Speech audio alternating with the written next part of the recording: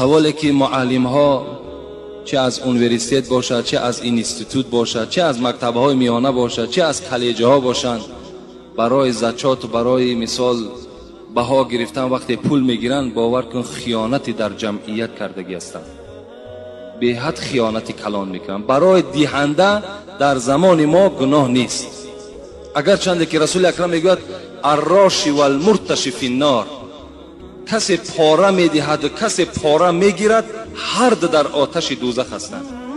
امروز جزای پاره را دیدیم، با مثال با پاره بیچاره میخواند میآید، امروز باوری داریم که فرزند من مدینیستوت خوانده است، دکتر شده است، همه او مثال زکات ها و همه او بها با پول است.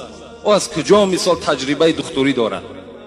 او از کجا مثال فرزند ما را نجات داده میتواند؟ برای چی نمیتواند؟ برای که معلمش خیانتکار بود.